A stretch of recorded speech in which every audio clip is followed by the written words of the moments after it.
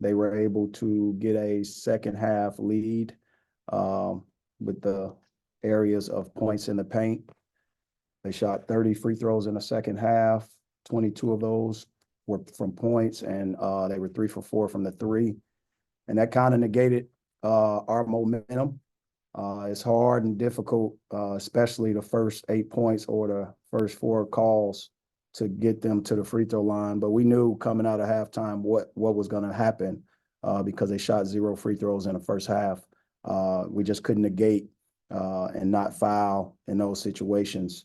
Our guys did get to the foul line, which is credit to our aggression.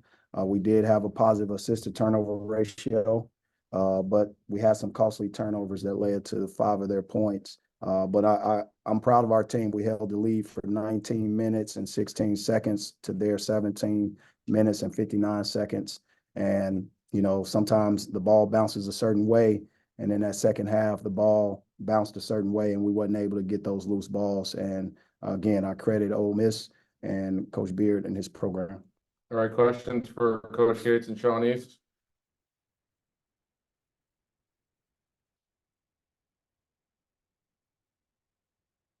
Any questions? Coach, sorry. Coach, you look at kind of the defensive approach tonight. Y'all, Ole Miss had a lot of threes in the first half, and then second half they started attacking the paint a little bit more. What kind of adjustments did y'all have to make defensively to kind of counteract that? Well, at the end of the day, at halftime, they shot 0 free throws in the game. So we knew because they had 17 of probably of half of their field goals were from three, and they kind of settled that the aggressiveness had to come out. And that's when they were able to just duck their heads, get to the foul line, and get to the basket. It wasn't nothing that we did wrong. They made contested shots and obviously came away with foul shots. I thought our guys forced some turnovers in there and did a great job. But ultimately, those couple loose balls that we didn't get, they ended up getting. Coach, what do you think it was that changed during that 19-point swing that Ole Miss had in the second half from y'all being up 10 to them leading by 9? They scored when the clock was stopped on the free throw line. In a half, 20 minutes of play, they shot a free throw. They shot 30 of them.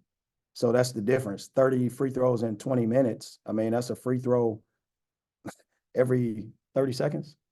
40. Yeah, every 40 seconds.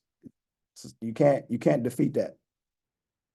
So I credit them for getting to the foul line. Coach, what do you kind of think that you all need to do to kind of, prevent teams from getting to the free throw line that much? I need to have a whistle and not call the fouls. That's what I think is the best remedy for it. They drew fouls. I can't predict that. That's a referee's discretion on what they think is a foul or not.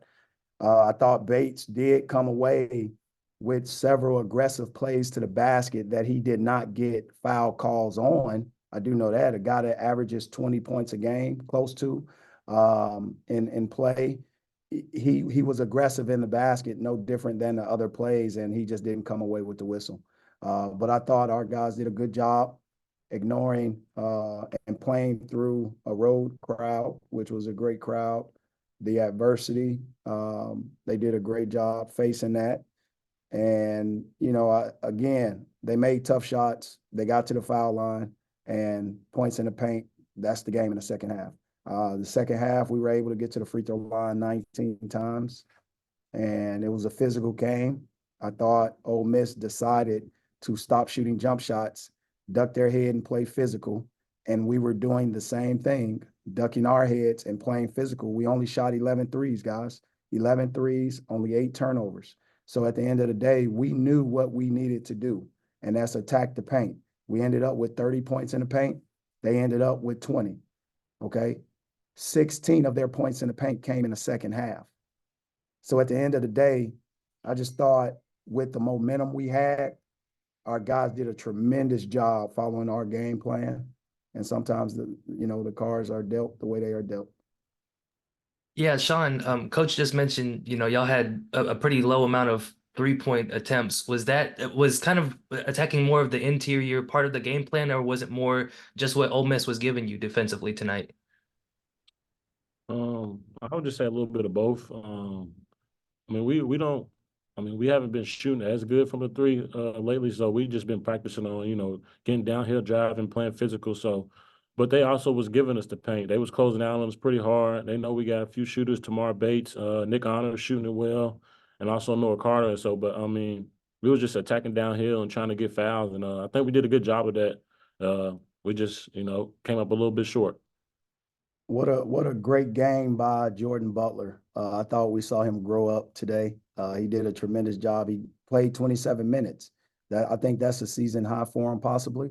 But he came away with 10 points and 4 rebounds. And I thought he physically had Ole Miss change their game plan by playing without 2 former all defensive centers and shot blockers.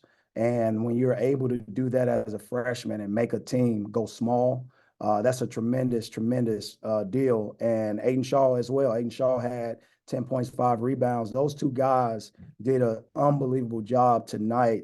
And instead of focusing on other negative things, I would like to focus on those two guys, their performances, because for us to be able to be in this game, we wouldn't be in this game without those 2. Sean East, it was great to see him back, but trust me, we would not be in this game without the performance of both Jordan Butler and Aiden Shaw. Any other questions? All right, thank you. Thank you, guys.